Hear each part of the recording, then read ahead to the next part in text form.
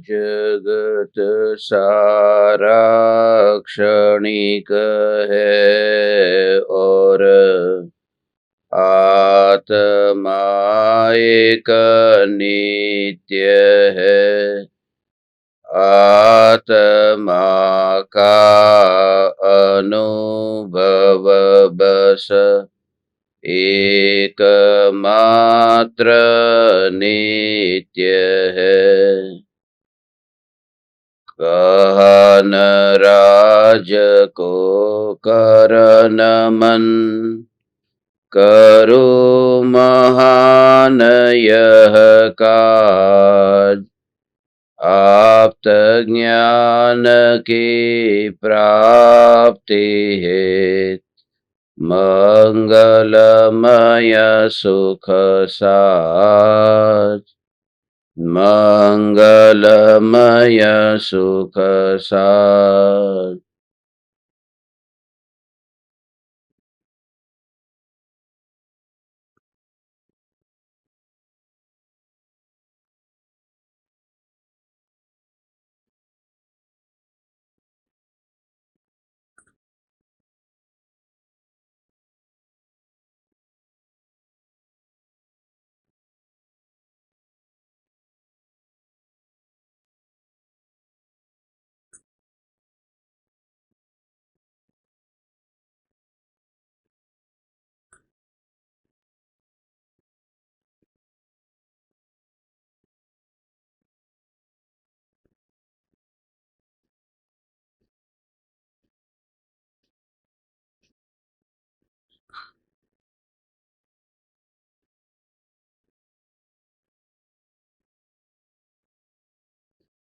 चैतन्य स्वभावी भगवान आत्मा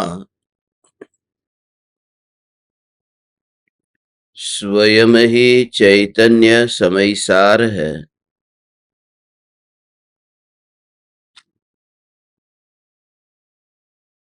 चैतन्य समयसार का प्रतिपादक ग्रंथाधिराज समयसार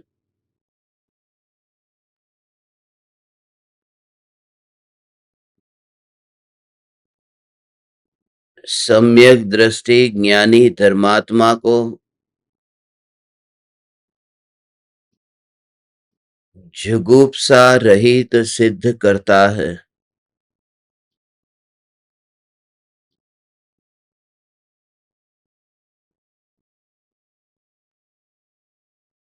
मुनि तन मलिनन देख घिनावे। जो मुनिराज के मलिन शरीर को देखकर घृणा नहीं करते, यह सम्यक दृष्टि का तीसरा अंग है। समयसार के निर्जरा अधिकार के अंत की ओर हम यात्रा कर रहे हैं। ये अंतिम 8 गाथाएं हैं। 8 गाथाओं में अब निर्जरा अधिकार का समापन होगा।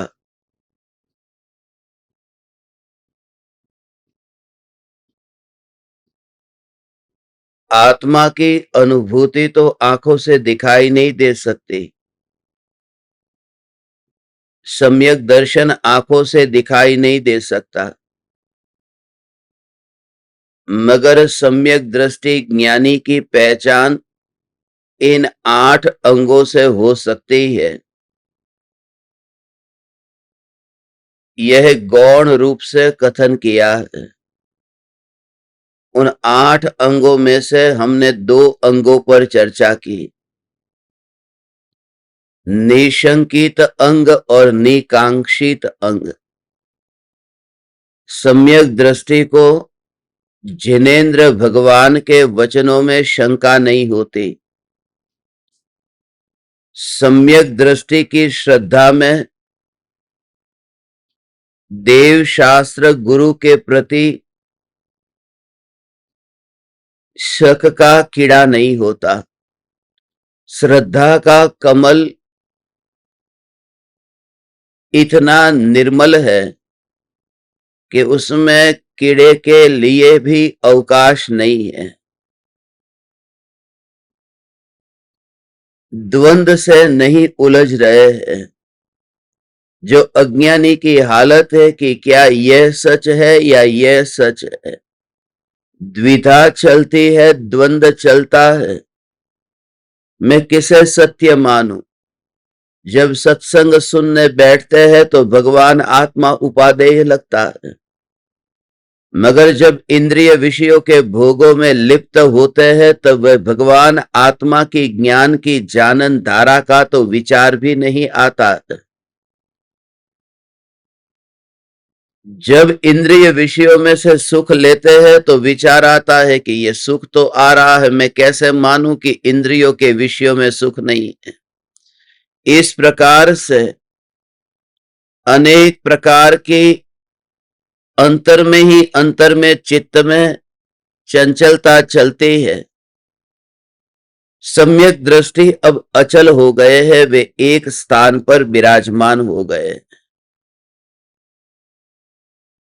सम्यक दृष्टि धर्म के फल में कर्म के फल की इच्छा नहीं करते कि मैं इतना धर्म करता हूं तो मुझे बाह्य में अनुकूल सामग्री मिलनी चाहिए। सम्यक दृष्टि की प्रतिक्रिया निकांक्षित होती है कि मैं इनके लिए इतना करूं, इतना करूं, इतना करूं। सम्यक दृष्टि करके भी वह अंतर में पचा लेता है। तुम दूसरों के लिए कितना करते हो यह महत्वपूर्ण नहीं है, मगर चुपचाप अंतर में पचाते हो यह महत्वपूर्ण है। कितने पाप किए हैं उन पापों का तो हिसाब नहीं रखा, और पुण्य कितने किए हैं उनका बहुत हिसाब पड़ा हुआ है। मुझसे बहुत लोग कहते हैं आप हमें मिले उससे पहले हम इस गुरु को मानते थे, और उनके जीवन में जब भी तकलीफ आती थी हम उनके साथ खड़े रहते थे, उनकी सेवा करते थे, उनके लिए जो भी जरूरत, आहार पानी वस्त्र जो भी जरूरत पड़ती थी हम उसकी पूर्ति करते थे। ऐसे लोगों से मैं बहुत सावधान रहता हूं। वो ये बात नहीं बताते कि अपने जीवन में वो जो धन कमाया था उस समय कितना झूठ बोला था, उस समय कितनी चोरी की थी। इसलिए व्यक्ति की पहचान हो जाती है। कोई व्यक्ति मुझे कहे कि मुझे आपको एक भेंट देनी है, ऐसी भेंट हम अपने गुरु को भी पहले देते थे, तो मैं नहीं लेता, क्योंकि मैं पहचान जाता हूं।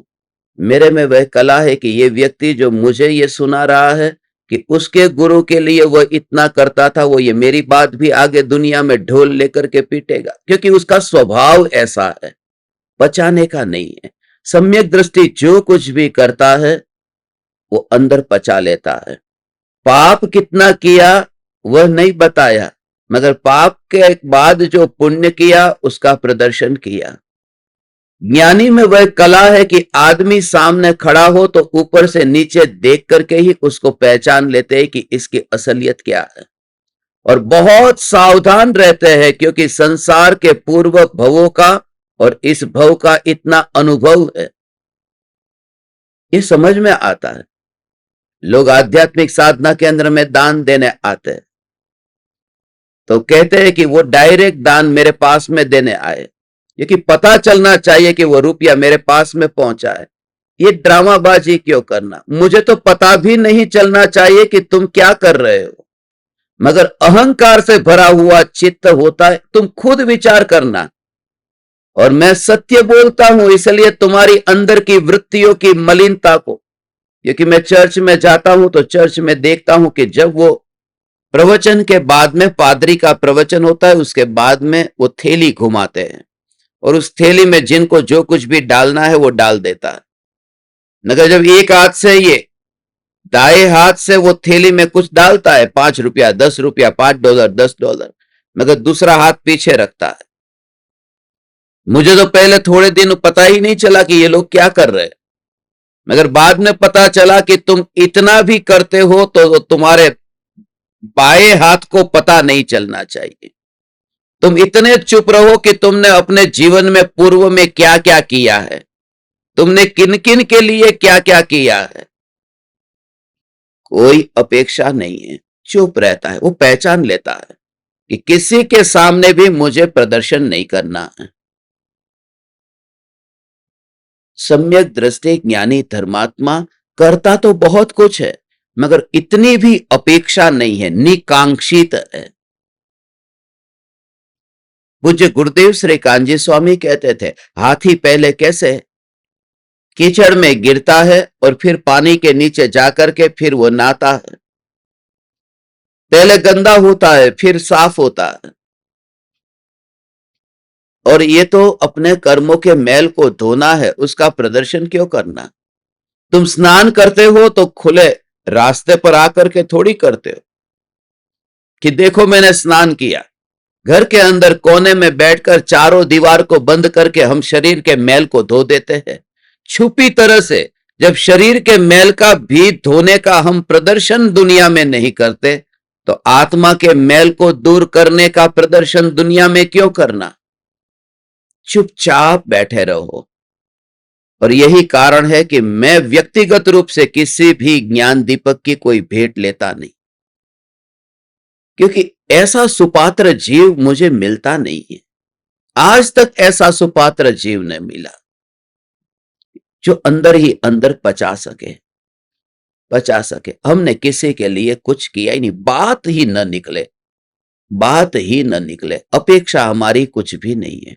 आज तीसरी बात है कि सम्यक दृष्टि को किसी भी मुनिराज के दर्शन करके घृणा पैदा नहीं होती। ये सब ज्ञानी के लक्षण हैं।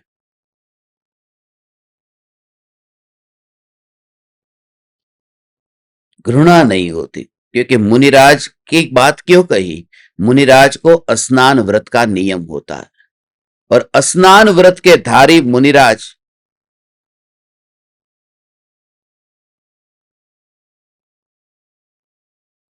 उनके शरीर से बदबू आती है, पसीना होता है, मल मूत्र विसर्जन किया है। हमारी तरह स्नान तो करते नहीं, मल मूत्र का त्याग करके कहीं ना कहीं कुछ न कुछ प्रकार से, कैसे साबुन से हाथ धोया, हैंड वॉश से हाथ धोया, तो वहां पर तो ऐसा कुछ है ही नहीं। मिट्टी है, मिट्टी से घिस करके हाथ को धो दिया, तो कहीं ना कहीं थोड़ी ना थोड़ी बदबू तो रह जाती है।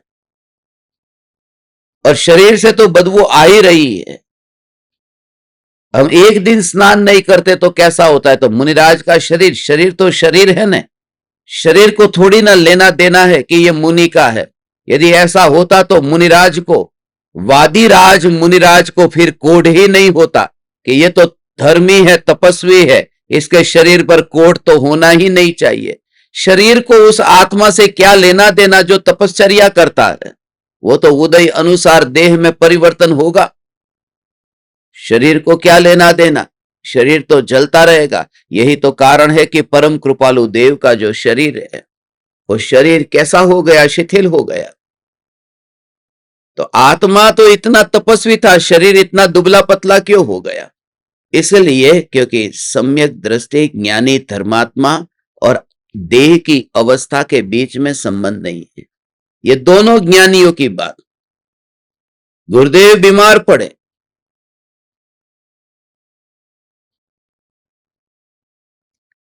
और अस्पताल में गए, तो शरीर ने तो शरीर का काम किया न, शरीर तो बच नहीं पाया न।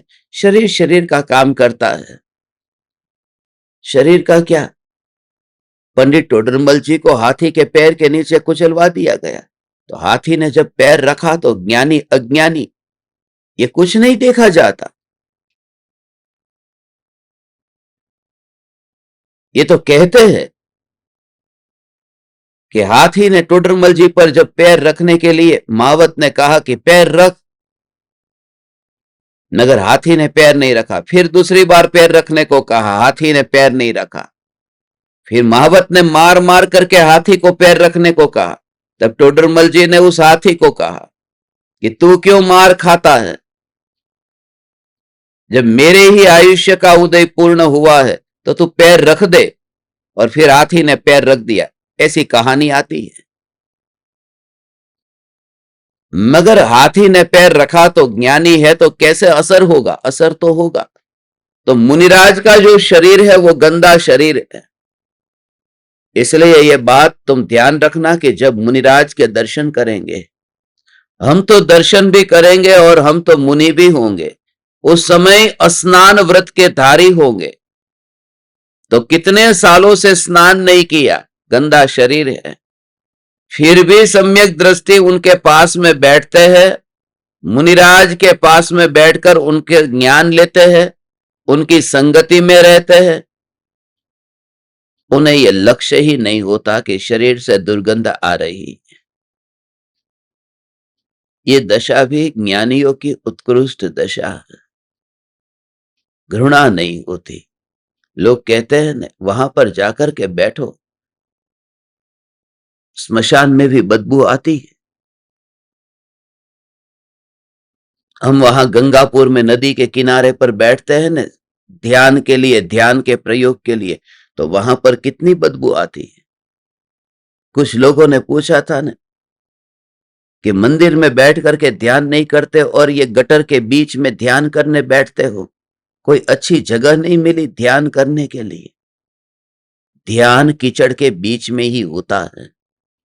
ये देह रूपी कीचड़ के बीच में ही तो ध्यान हुआ है। आज तक जिस जीव का ध्यान घटित हुआ है, देह के कीचड़ में ही हुआ है, मल मूत्र और मांस के बीच में ही हुआ है। तुम भले ही मंदिर में जाकर के बैठोगे, मगर सत्य से तुम मुंह नहीं मोड़ सकते। सत्य तो यही है कि कीचड़ के बीच में ही रह करके तुम्हें ध्यान होता है। कोई भी व्यक्ति, ब्राह्मण भी क्यों ना हो, मगर देह से देखोगे तो वह भी शूद्र ही है, क्योंकि कीचड़ के साथ में ही खेल रहा है। और कोई व्यक्ति शूद्र भले हो, मगर स्वरूप में मस्त है, तो वही असली ब्राह्मण है। ये भेद तो, ये पक्षपात तो अज्ञानियों ने खड़े किए हैं, ये मूढ़ों ने खड़े किए हैं, और परम कृपालु देव ने वो सारी दीवारें गिरा दी है। और ये ऐसे लोग हैं जो समय सार को पढ़ने वाले लोग हैं, वो समय सार को छूने के लिए भी पात्र दिखाई नहीं देते हैं। कौन ब्राह्मण है और कौन शूद्र है? इसलिए तो मैं आप परमात्माओं का दीवाना हो गया हूं कि जिनकी दृष्टि समय सार सुनकर के ऐसी विराट हुई है। देह तो अंततः कीचड़ है। कमल खिलता है तो कीचड़ के बीच में खिलता है, यह कमल की विशेषता है। मगर जब वह कमल परमात्मा के चरणों में पहुंचता है, तब कौन विचार करता है कि यह कमल कीचड़ में खिला था? कीचड़ को तो भूल ही जाते हैं। जब यह आत्मा देह रूपी कीचड़ से मुक्त होकर लोकाग्र शिखर पर सिद्ध रूप में विराजमान होता है, तब कौन सोचता है कि पूर्व में उनका शरीर मांस, खून और हड्डियों से भरा हुआ था? वो विचार भी नहीं आता। सिद्धों के दर्शन करते, ओम नमः सिद्धेभ्य, तो कैसे शुद्ध आत्मा दिखाई देता है। इसलिए ये भी तुम्हारी अब कसौटी होगी, क्योंकि तुम तो अब साधक हुए न, तुम तो अब आत्म आराधक हुए न। हे चैतन्य परमात्मा, हे चैतन्य परमात्मा, आत्म आराधक जीव अब मुनिराज के मलिन शरीर को देख करके घृणा नहीं करता।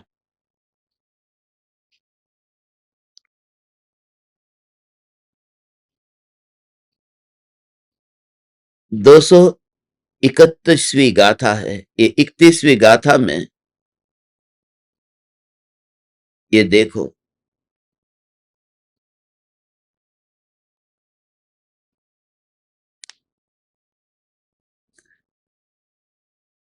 जोण करे दुंगुंचम चेदा सव्येसिमेव धम्माणम सो खलु निविदिगिच्छो सम्मादिठि मुने दौवो। जो चेतयिता आत्मा सभी धर्मों के प्रति जुगुप्सा अर्थात ग्लानि नहीं करता, उसको निर्विचिकित्सा अंग का धारी सम्यक दृष्टि जानना चाहिए।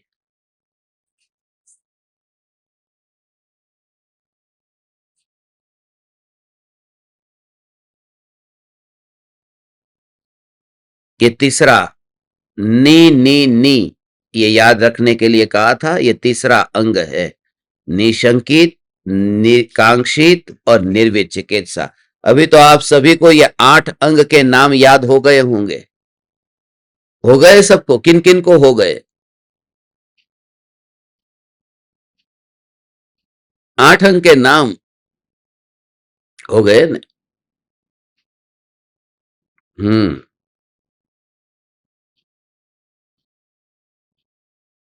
बहुत अच्छा, बहुत अच्छा। ये याद करते हैं ना आप?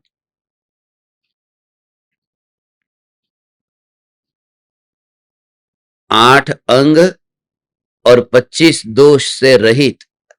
8 अंग, अंग का दूसरा नाम 8 गुण है। सम्यक दृष्टि 8 गुण से सहित है और 25 दोषों से रहित है। ऐसा सम्यक दृष्टि, उनमें से ये तीसरा निर्विचिकित्सा नाम का अंग है। जब सम्यक दृष्टि को दुर्गंध का ज्ञान होता है, मुनिराज के पास में रहते हैं, इससे ये भी बात सिद्ध होती। यहां पर गटर नाली की बात नहीं कही, यहां मुनिराज की बात कही कि मुनिराज के मलिन शरीर को देख करके उनको घृणा नहीं होती। तो मुनिराज का मलिन शरीर, बदबू तो आती है ऐसा, मगर बदबू आती है, कोई फर्क नहीं पड़ता। उसका नाम धर्म नहीं है। बदबू से कोई फर्क नहीं पड़ता। वो तो झाड़ू लगाने वाला, गटर साफ करने वाले लोग नहीं आते, उनको कोई फर्क नहीं पड़ता बदबू कितनी भी हो। वो तो कीचड़ के अंदर गिर करके काम करते हैं। अंदर कहीं पानी ब्लॉक हो गया हो, कहीं देखते हैं नीचे वो, तो पानी ब्लॉक हो गया हो गटर का, तो वहां अंदर उतरते हैं, कीचड़ को हाथ से निकाल निकाल कर। तो उन्हें कुछ फर्क नहीं पड़ता है, उन्हें बदबू भी नहीं आती, उन्हें ग्लानि भी नहीं होती। वो तो उनकी जिंदगी हो गई है। अपन किसी कचरे के डिब्बे के पास से निकले तो अपन नाक बंद करना पड़ता है, और वो व्यक्ति कचरे के डिब्बे में ही बैठा रहता है, यहां से वहां वही काम करता है, उसे कुछ नहीं होता। तो बड़ी बात यह नहीं है कि दुर्गंध से अब फर्क नहीं पड़ता। बात यह है कि जब ये दुर्गंध आती है, तब उस दुर्गंध के काल में भी दुर्गंध का वेदन नहीं करके ज्ञान का वेदन होता है, और उस ज्ञान के वेदन में वो धर्म है। दुर्गंध को सूंघने में धर्म नहीं है, कोई रिएक्शन नहीं हुआ उस वजह से धर्म नहीं है। धर्म है उन्हें उस समय भी ज्ञान का वेदन हुआ, दुर्गंध के काल में।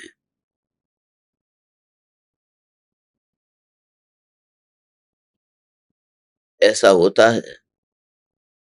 मुनिराज जो आत्मा का ध्यान करने बैठते हैं ना, तो ऐसी जगह पर ध्यान करने बैठते, गुफा के अंदर ध्यान करने बैठे, तो गुफा में जो जानवर पहले से गया हो, बरसात के दिनों में अब जानवर कहाँ जाए, कि ऐसी जगह उसने ढूंढ ली कि गुफा के अंदर चला गया।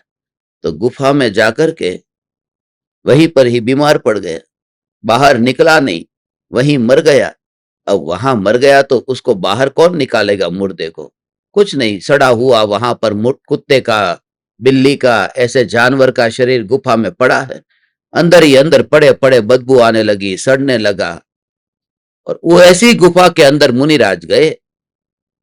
अब गुफा तो इतनी बड़ी है, अब वहां पर क्या जानवर पड़ा, एक एक करके टॉर्च ले लेकर के थोड़ी देखने जाएंगे गुफा में। उनके पास तो कोई लाइट बिजली ऐसा है नहीं, गुफा में कोई लाइट लगी नहीं है। तो वो जब गुफा के अंदर मुनिराज जाते हैं वहां पर अंधेरे में, तो ऐसी जगह पर कहां पता चलेगा बाहर का। और वहां पर बैठ करके मुनिराज, इतनी बदबू आती है, मगर उस समय भी हर अंतर मुहूर्त में वे आत्म स्वरूप में लीन होते हैं।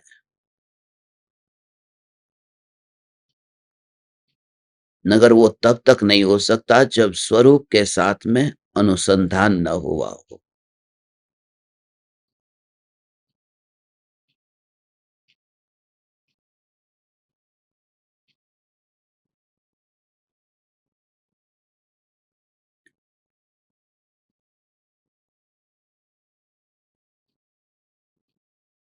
हे चैतन्य परमात्मा,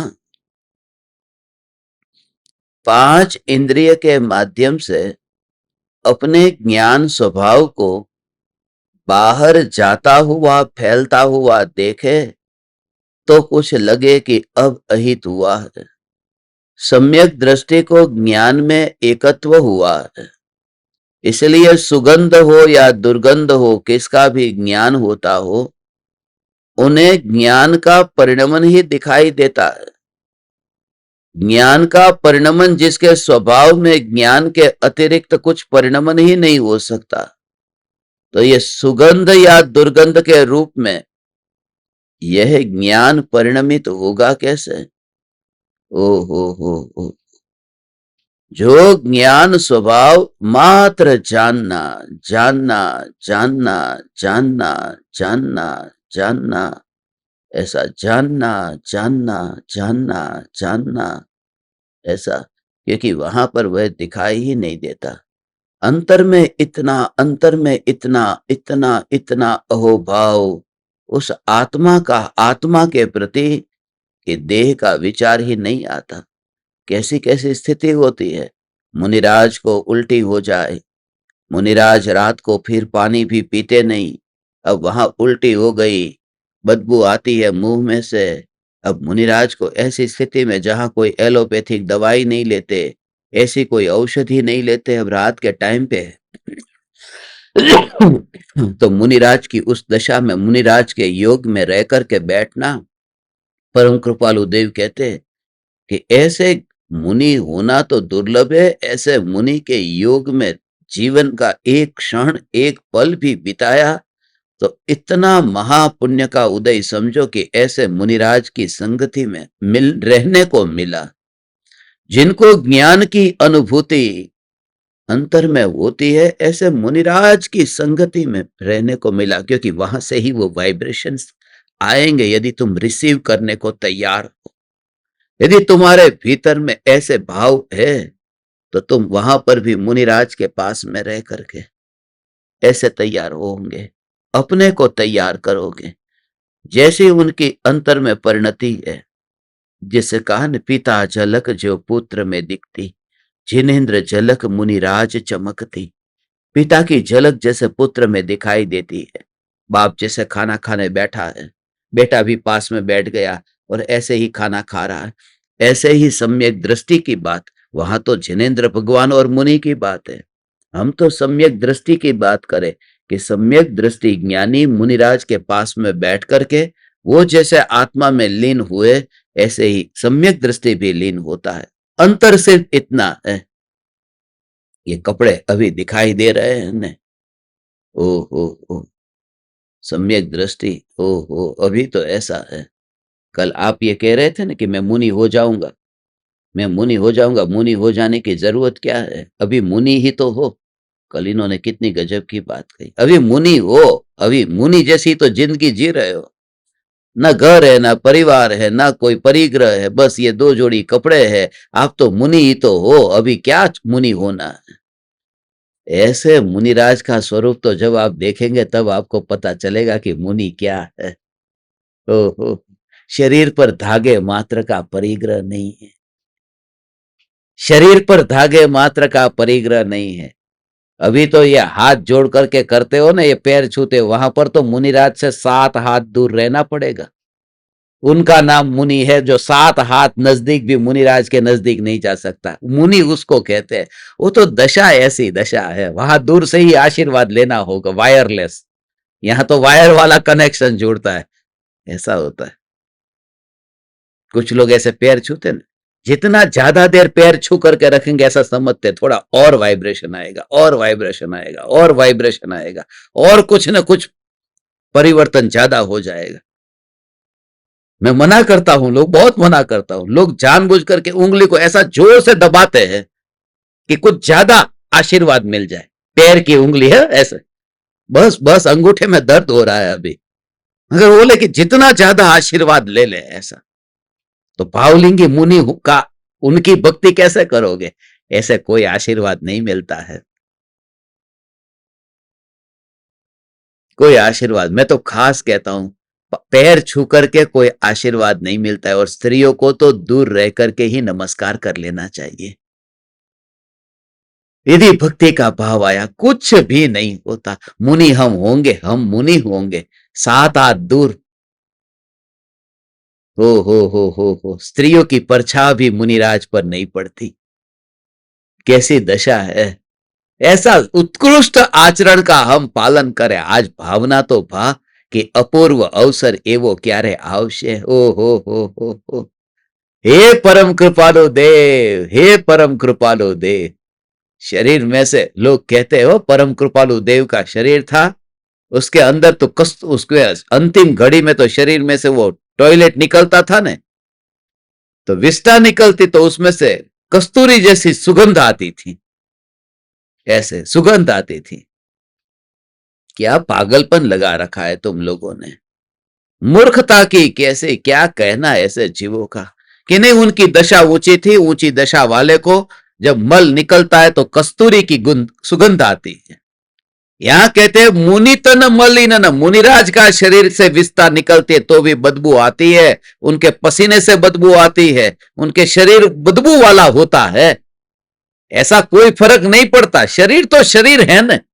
मगर बात ऐसी है कि जहां तुम्हारा प्रेम इतना हो तो वो बदबू एक और रह जाती है। अब मां को अपना बेटा हो, उसने पेट टॉयलेट कर दिया है, हाँ? अब आजकल की मां को तो ये सब झंझट में पड़ना ही नहीं है। बाड़ोतिया બધા પેરા તો બાંધતા, બાળોતિયા કહેવાય ને, બાળોતિયા, એ બાળોતિયા બાંધતા નાના છોકરાને, છોકરો અંદર જ તે બધું કરી ગયો હોય લંગોટ જેવું, અને પછી એને ધોતા। હવે કોઈ માને ધોવું છે? કાઈ नहीं, डायपर ले लो बाजार से, कौन सी कंपनी का अच्छा आता है। तो ऐसी मां आज के जमाने में बच्चे के लिए डायपर लाती है,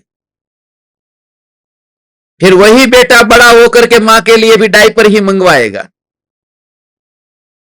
कि इसको ऐसी ही से कोई रख लेगा, वहां पर बाई रख लो जो सेवा करती रहेगी और खुद कमाता रहेगा बैठा बैठा। मगर मां को अपने बेटे की सफाई करने में गंध नहीं आती है, अंदर से कोई कस्तूरी की सुगंध आती होगी। किसी भी मां को अपने बेटे की सफाई करने में आज तक दुर्गंध आई हो तो बताओ। प्रीति है, प्रेम है ना, प्रेम में सब कुछ।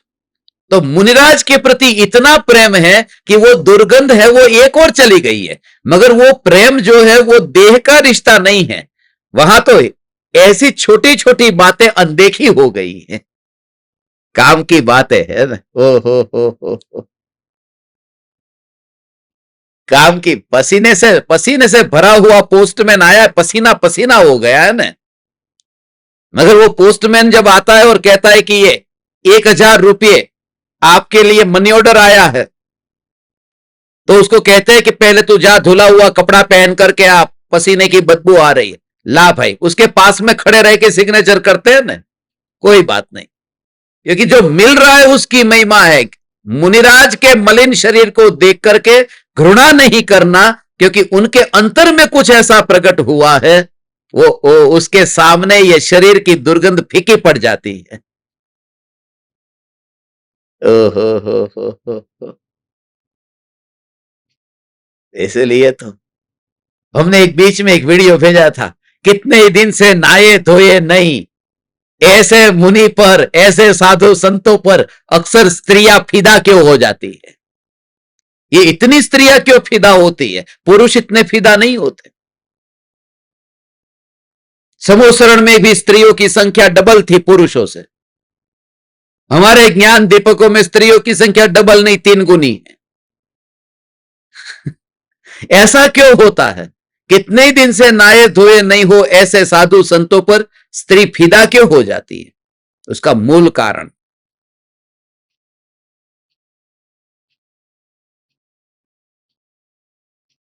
पति भी है और गुरु भी है। गुरु नहाए धोए नहीं, वन जंगल में रहते हैं, जब से दीक्षा ली तब से स्नान नहीं किया। मगर गुरु से उसे वह मिला है जो पति से नहीं मिला था। गुरु से उसे वह परमात्मा का अनुभव मिला है। गुरु के पास में रह करके उसे वह ज्ञान की अनुभूति का मार्ग मिला है। पति ने तो शरीर दिया था और गुरु ने परमात्मा दिया। और जब गुरु को इतना परमात्मा स्वरूप जो देखता है, सीधी बात है, नौकर को तब तक देखा जाता है जब तक सेठ नहीं आता। एक बार सेठ आ जाता है फिर नौकर की ओर ध्यान किसका जाता है? जब आत्मा आ गया, आत्मा दिख गया, तब शरीर की ओर ध्यान जाता ही नहीं। इसलिए तो ये ज्ञान दीपक जो तुम दीवाने हुए उसका कारण यह है। तुम सब कुछ छोड़ करके भाग करके घर से आने को तैयार हो, उसका कारण यह है क्योंकि तुम्हारे पति ने तुम्हें शरीर दिया है और तुम्हें उससे ऊब हो गई थी। क्या है इसमें? अब तो कुछ ऐसा चाहिए जो अनंत काल तक टिक करके रहे, और वह गुरु ने दिया, इसलिए तुम उसके दीवाने हो गए। अब ये जीवन बस आदेहादि आज थी वर्तो प्रभु आधीन। वो जो भाव आता है शिष्य को, वो उस वजह से आता है क्योंकि जो मैं खोजता था वो मुझे आपसे मिला। अब तो मुझे ये देह भी भारी लगता है, पति का देह नहीं, ये देह भी भारी लगता है। कब ये स्त्री पर्याय का छेदन हो ऐसा नहीं, ये देह का ही कब छेदन हो जाए, कब ये देह से अब मुक्त हो जाए। हे चैतन्य परमात्मा, सदा काल ये जागृति। धर्मी जीव अब वह मुक्त हो गया, उसे दुर्गंध की ओर ध्यान नहीं जाता। बहुत कुछ मिला, बहुत कुछ मिला, बहुत कुछ मिला। ओ हो, उनके शरीर की दुर्गंध से भी फर्क नहीं पड़ता। मुनिराज मंदिर में चले जाते हैं, मुनिराज देव दर्शन करने चले जाते हैं, मगर मंदिर गंदा नहीं होता। मुनिराज देव दर्शन करने चले जाए तो गंदा नहीं होता। ऐसा हो, मुनिराज सूर्य मंत्र देते हैं ना, प्रतिष्ठा होती है वितरागी भगवान की प्रतिमा, तो मुनिराज वो प्रतिमा को छूते हैं।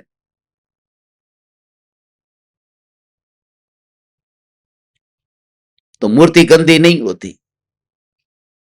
क्योंकि उनके आत्मा की निर्मलता हो तो देह फिर छोटा पड़ जाता है। फिर देह की बात ही मत करो। आत्मा जब इतना उत्कृष्ट हो गया तो शरीर को कौन देखता है? और मुनिराज के द्वारा वह प्रतिष्ठा हुई मूर्ति में प्राण प्रतिष्ठा होती है सूर्य मंत्र दे करके। ऐसी विधि मैंने पढ़ी है कि अब भगवान आ गए अंदर, मंत्र का जाप कर दिया और भगवान आ गए। स्थापना, उसको अच्छे शब्दों में स्थापना कहते हैं, और सच्चे दिल से कहे तो मन को मनाना कहते हैं। सेटिस्फैक्शन हुआ कि अब भगवान है, ये विधि हो गई। ऐसी विधि होती है ना, शादी में भी ऐसा नहीं होता कि ऐसे पत्नी तो थी मगर मंत्र जाप किया तो बस अब से ये पत्नी बन गई, वो विधि हो गई। ऐसे ही ये मंत्र की विधि से अब ये भगवान हो गए, अब ये मूर्ति नहीं रही। तो समाज के नियम के लिए अब वो मंत्रोच्चार और ये सब था, अग्नि को साक्षी रख करके, ऐसे अग्नि को साक्षी रख करके पंचेंद्रिय का विवाह हुआ, एकेंद्रिय को साक्षी रख करके। क्या गजब के रिवाज हमने निकाले। एकेंद्रिय को साक्षी रखो और पंचेंद्रिय का विवाह कराओ। यहां तो कहते हैं हमारी पर्याय का द्रव्य से विवाह होगा और अतीन्द्रिय सिद्धों को साक्षी रख करके होगा। पर्याय गले में वरमाला डालती है अनंत सिद्धों को गवाह रख करके। इसलिए ज्ञानी जहां बैठकर अंतर में लीन होते हैं, वहां कोई मूर्ति नहीं हो तो भी स्वरूप में लीन हो जाते हैं, क्योंकि उनको क्या है, सम्यक दृष्टि ज्ञानी धर्मात्मा। कभी ऐसे साधु पुरुष का योग मिले तो उनके चरणों को मत छोड़ना, तुम उनके चरणों में बैठ करके उनके मौन का अनुभव करना। ओहो, तुझे होगा, तुझे सम्यक दर्शन होगा भगवान। ओ हो, जिसमें दुर्गंध आती है मगर ज्ञान के असंख्य प्रदेशों में वो ओ हो वो विकल्प कहाँ आता है? ओहो भाव, इसमें से अलग नहीं करना पड़ा पसीने को। वासना से भरा हुआ चित्त था तो पत्नी में से दुर्गंध आती थी तो दिखाई ही नहीं देती। कौन देखने जाता है कि दुर्गंध है? ये मांस है, ये खून है, ये लार है, ये कफ है, ये सब प्रकार के मलिन कौन देखने जाता है? क्योंकि राग से जब इतना भरा हो तो ये गंदगी दिखाई ही नहीं देती। और ये तो मुनिराज के अंतर की वितराग परिणति को फील करता है कि हे वितरागी, हे वितरागी, हे वितरागी मुनिराज, आपकी अंतरंग परिणति को देख करके ये भाव आता है कि आपके अब शरीर को देखा ही नहीं। और ऐसे देखो, नहाए धोए बिना मंदिर में नहीं जाना चाहिए। ऐसा ना धो करके जाओ, मंदिर में ना धो करके जाओ। क्या ना धो करके जाओ? ना धो करके जाओ तुम। सुबह ना लिया, धो लिया, बस मन को मनाने की बात है, क्योंकि ना धो करके रास्ते पे निकले, कितनी धूल अंदर नहीं गई। घर से निकले मंदिर जाने के लिए 10 मिनट हुई, मगर रात को जो सोए थे, अब कोई शाम को मंदिर चला गया तो सुबह का कितना पसीना दुकान में हुआ, तो शाम को ना करके नहीं गया। अब शाम को जो व्यक्ति मंदिर जाता है वो ना धो करके गया, वो तो कभी भी मंदिर जाता है। मंदिर के दरवाजे तो तुमने रात को बंद रखे, हमने उमराला में खुले रखे कि 24 घंटे कभी भी दर्शन करने जाओ, सभी के लिए वहां एंट्री है। ना धो करके मंदिर में जाएगा उसकी एंट्री मैंने नहीं रखी। बिना नहाया धोया भी अंदर जा सकता है। इमरजेंसी में कोई आया है, कोई इमरजेंसी में आया, भगवान के दर्शन करने में यदि उसने स्नान नहीं किया तो कोई फर्क नहीं पड़ जाता है।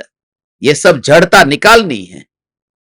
नहाए धोए बिना अंदर में कोई ऐसा आ गया, कोई प्रवचन में लोग आ जाते हैं, तो प्रवचन में आ गए तो वहां पर भगवान की वाणी सुनने के लिए बैठे, ऐसा होता है कि नहीं? बहुत बार होता है।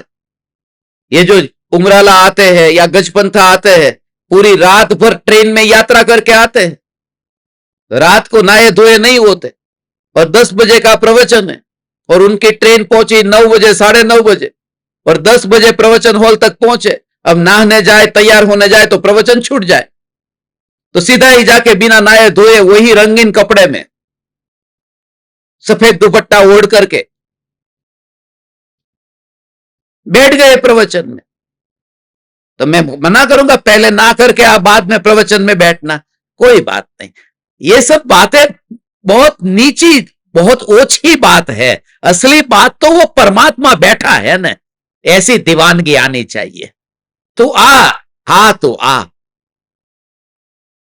अब आरजी का सफेद रंग की साड़ी पहनती है, मगर कहीं मिट्टी में बैठेगी ही नहीं, कहीं धूल में बैठेगी ही नहीं, उसके ऊपर धूल लगेगी नहीं। अरे सफेद की कब काली हो जाएगी पता नहीं चलेगा, धूल लगते लगते लगते लगते।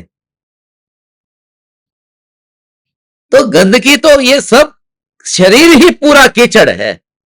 ये जो विधि है वो बाहर की विधि, उस पर इतना जोर देने जैसा नहीं है। इसलिए मैंने बीच में जो कहा था, स्त्रियां मासिक धर्म में होती है तो सुने प्रवचन, कोई फर्क नहीं पड़ता है प्रवचन सुनने में।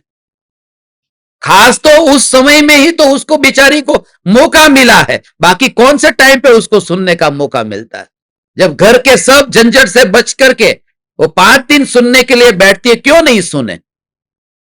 हाँ ठीक है, तुम्हारे शास्त्र को वो गंदा नहीं करती, नहीं तो हाथ लगाएगी तो गंदा हो जाएगा। मगर मैंने ये कहा था तुमको, यूनिवर्सिटी में ऐसी बहुत सी लड़कियां पढ़ती है जो प्रवचन सार पढ़ती है, तो उस समय वहां पर वो हाथ लगाएगी कि नहीं लगाएगी? आज तो उसकी एग्जाम है, सुबह पढ़ेगी कि नहीं प्रवचन सार को, कि वो फेल हो जाएगी फिर? और अकेला जैन लोग ही नहीं पढ़ते प्रवचन सार को, अजैन भी पढ़ते हैं, यूनिवर्सिटी के सिलेबस में रखा है। समय सार को नहीं, प्रवचन सार को रखा है।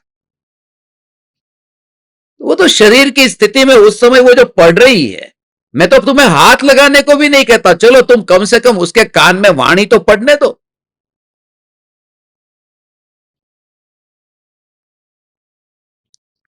उस समय तो उसको ये शरीर का मोह इतना है, दुख इतना, दर्द इतना, विकल्प इतने, चंचलता इतनी, उसमें काश कोई दो वाक्य उसके कान में पड़े कि हे चैतन्य परमात्मा, तू देह नहीं है, तू तीन लोक का नाथ भगवान है, और ये स्त्री पर्याय जो तुझे प्राप्त हुई है देह मान करके हुई है, तो अपने को देह न मान, तू चैतन्य ही है।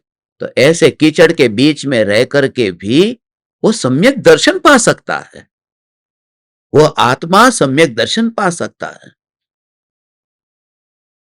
मगर सदाचार, नियम नियम नियम की वजह से ये बिल्कुल जो असली बात थी वो एक और रह गई। तुम आओ सुनने के लिए, तुम आओ, मगर कोई पास में बैठे तो क्या करोगे?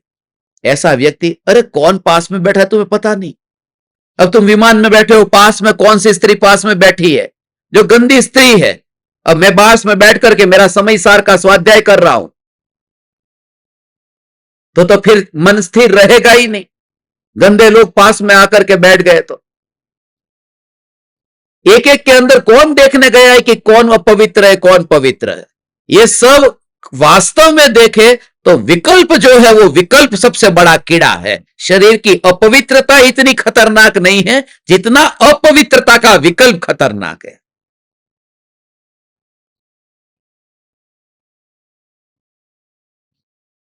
बात सुनने दो उसे। मुनिराज के मलिन शरीर को देख करके घृणा नहीं होती। बहुत बहुत बहुत वो पूरा प्रवचन है, उसका टाइटल क्या है वो मुझे याद नहीं है, मगर वो रूप सुंदरी जो है, मासिक धर्म के दौरान रूप सुंदरी भी अचानक अपवित्र कैसे हो जाती है? थोड़ी देर पहले रूप सुंदरी थी, अचानक अछूती कैसे हो जाती है? उस पर पूरा 2 घंटे का कुछ प्रवचन हुआ। कितनी ये सब शरीर गंदा है, उसका स्वभाव ही गंदा है। तेरी आत्मा की आराधना में तू हीनता का अनुभव मत करना और मत पड़ना उस दुनियादारी के उस जंजाल में। दुनिया में तो तुझे हमेशा कोशिश यही होगी, पहले से ही तू स्त्री, उसके ऊपर फिर और, अरे ये स्त्री है स्त्री है स्त्री है, तेरा मोक्ष नहीं है, तू तो मोक्ष नहीं है, तो पापी है, तू मायाचारी है, पूर्व भव में माया करके आई है, तब जाकर के स्त्री। और इतना अनादर स्त्री का क्यों? और जिस स्त्री ने अपने गर्भ में अपने पेट में 9 महीने रखा, वहां से तू पैदा हुआ, जिसको तू मायाचारी तू कपटी कहता है, उसी में तू जन्मा, उसी से ही तू वहां पर पला, उसी ने ही तुझे दूध पिलाया, उसी ने ही तुझे बड़ा किया। और उस स्त्री की निंदा करते करते तेरी जबान कट क्यों नहीं जाती? वो 3 लोक का नाथ परमात्मा है, वो कुछ भी नहीं चाहता। वो 3 लोक का नाथ परमात्मा है और तेरा धर्म वहां से शुरू होता है। भगवान ओ हो हो हो हो हो हो हो हे चैतन्य परमात्मा, हे चैतन्य परमात्मा, शरीर तो स्वभाव से कीचड़ ही है,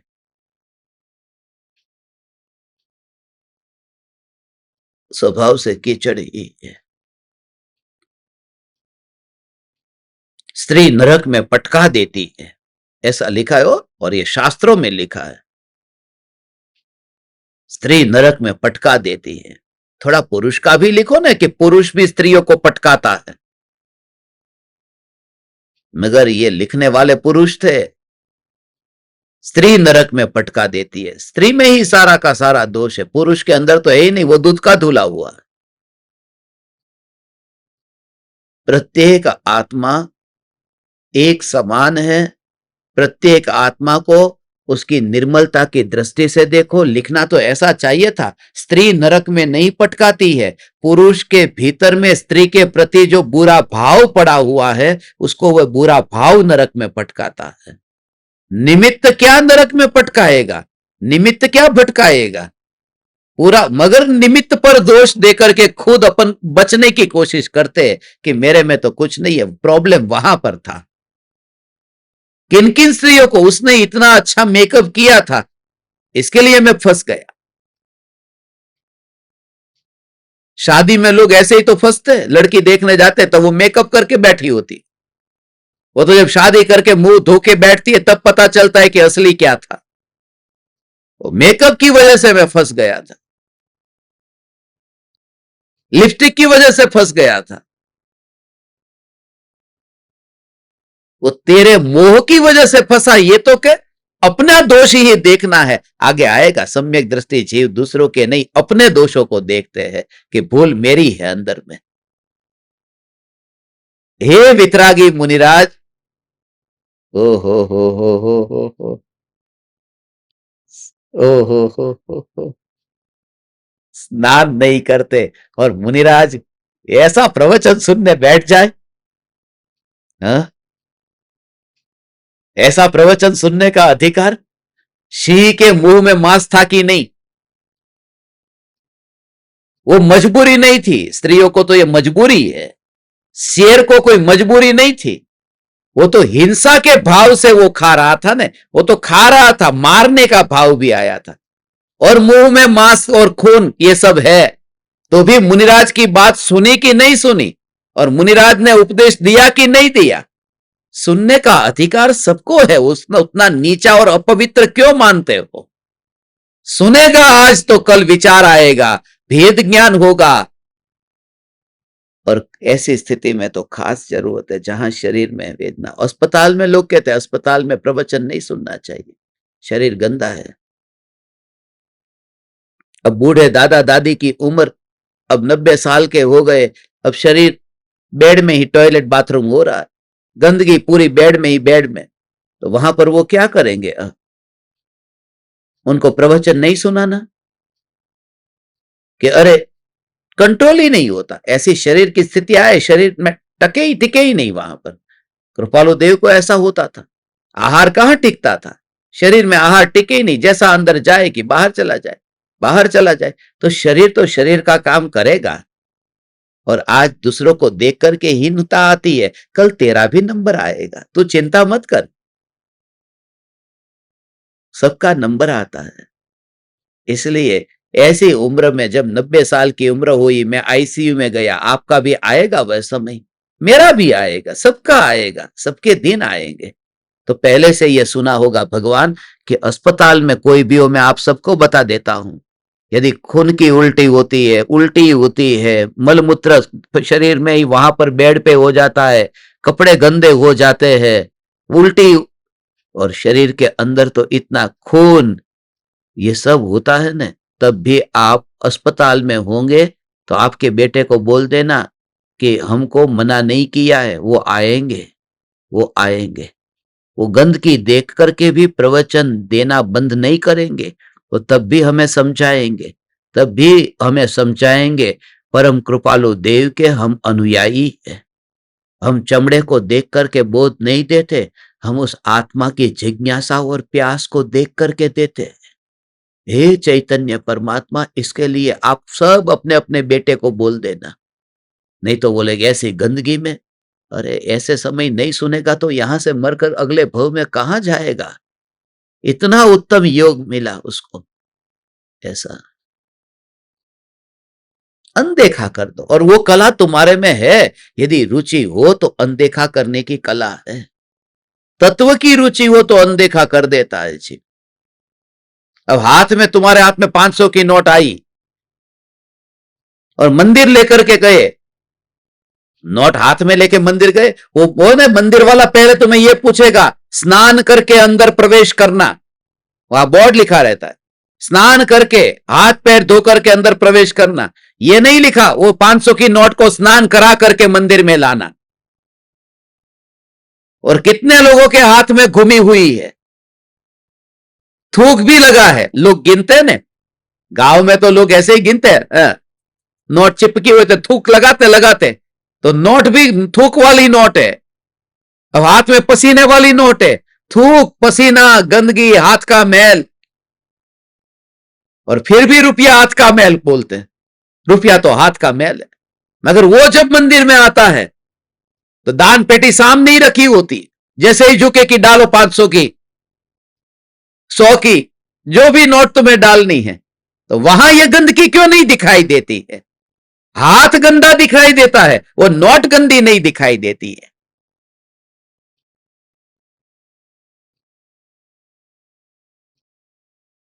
वास्तव में तो ऐसी गंदी नोटों को मंदिर में प्रवेश नहीं मिलना चाहिए, मगर नोटों को प्रवेश मिल जाता है और आदमी बाहर ही खड़ा रहता है। यही पंचम काल है, यह कलयुग है, यह कलयुग है। गंदी नोट है, मगर उस समय मैं आपको यह बताऊं कि दोनों के बीच में भेद ज्ञान आपको कैसा है। ये भेद ज्ञान की कला है कि जब वो 500 की नोट आई, ओहो, तो आपने नोट की गंदगी को देखा ही नहीं, दृष्टि अगोचर कर दिया ने, विकल्प भी नहीं आया, गंदी। कभी भी भाव आया है 500 की नोट जब आपके हाथ में आई, ये कितने लोगों के हाथ में घूमी होगी, किन किन के हाथ से गुजरती आई होगी, शूद्र के हाथ में, ब्राह्मण के हाथ में, नीची जाति ऊंची जाति, कुछ नहीं, जैसे 500 की नोट चलो हाथ में आ गई। तो खुद सोच नहीं, ये धर्म की बड़ी बड़ी बातें करता है, कैसे ले लेता है नोट को। वहां विकल्प आया तो ऐसे ही मुनिराज सामने गंदगी वाले होंगे मगर सम्यक दृष्टि को दिखाई ही नहीं देते। वो दिखाई देता है, अहो वितरागी संत के दर्शन हुए, तो दृष्टि में आता ही नहीं है। वितरागी परमात्मा, ऐसे दर्शन हुए।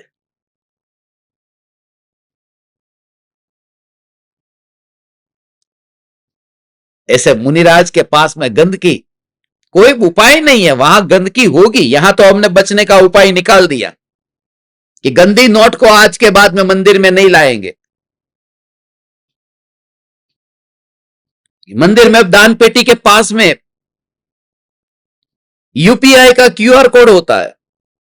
अब दान पेटी भी अंदर नहीं, सीधा ही वहां पर ही स्कैन कर दो और यूपीआई से पेमेंट कर दो। दान पेटी के पास में गंदी नोट मंदिर में नहीं जाएगी, मगर वो गंदा मोबाइल जाएगा। जो टॉयलेट में जाकर के आया है वो जा सकता है मंदिर में। आप में जितने लोग बैठे उनमें से आधे लोग ऐसे होंगे जिनको मोबाइल लेकर जाने की आदत होगी टॉयलेट में।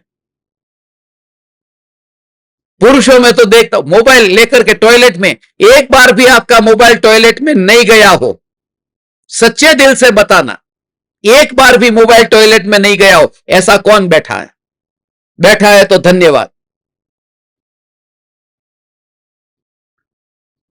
टॉयलेट कमरे के बाहर होगा, बाकी कमरे में ही जो टॉयलेट होगा तो मोबाइल एक बार तो टॉयलेट में गया ही होगा।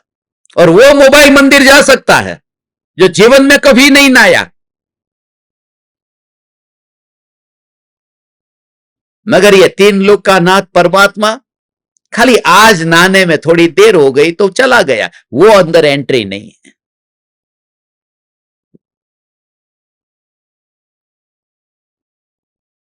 हे चैतन्य परमात्मा, तुम जागो। मुनिराज का शरीर तो गंदा ही है और गंदा ही रहेगा, मगर उनका आत्मा निर्मल है और दिन प्रतिदिन निर्मल होगा। बस ऐसा भाव आना चाहिए। ऐसा हो बहुत बार प्रैक्टिकल लाइफ में ऐसा होगा। तुम नहा धो करके तैयार हुए हो और झाड़ू लगाने वाले, काम लगाने वाले, अब लिफ्ट में ऊपर आना है, तो लिफ्ट में आने के लिए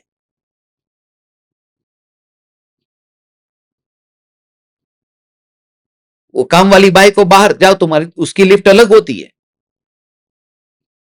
नौकरों की लिफ्ट अलग है, सेठों की लिफ्ट अलग है।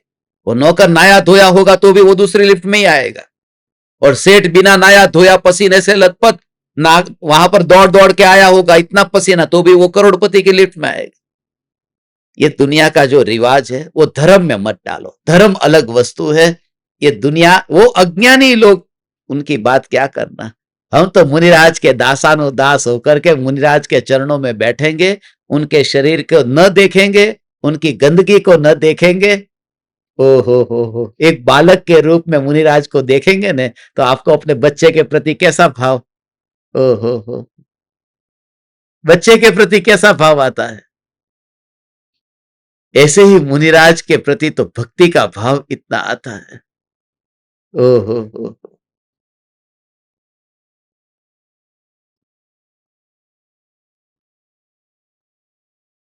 ठीक है भगवान, अभी आज का दिन शाम को अपना घाटकोपर में सत्संग होगा। आज शाम का दीपक कनेक्शंस ध्यान प्रयोग घाटकोपर से होगा और कल फिर हम गजपंथा के लिए रवाना हो जाएंगे। वैसे भी नया महीना चालू हो रहा है।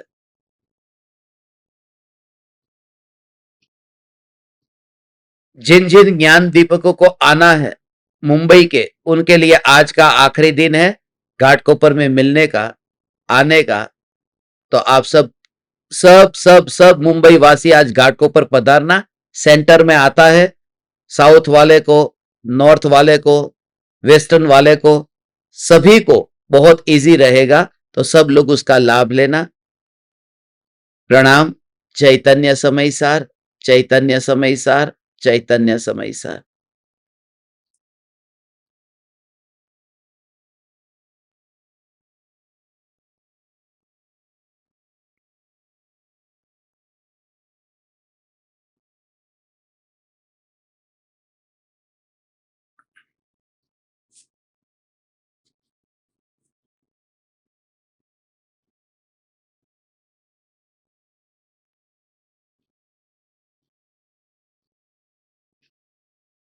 अहो अहो श्री सद्गुरु करुणा सिंधु अपार, इस पामर पर प्रभु किया आहो आहो उपकार, आहो आहो उपकार। देह सहित जिनकी दशा वरते देहातीत, उन ज्ञानी के चरण में हो वंदन अगणित, हो वंदन अगणित, हो वंदन अगणित, हो वंदन अगणित।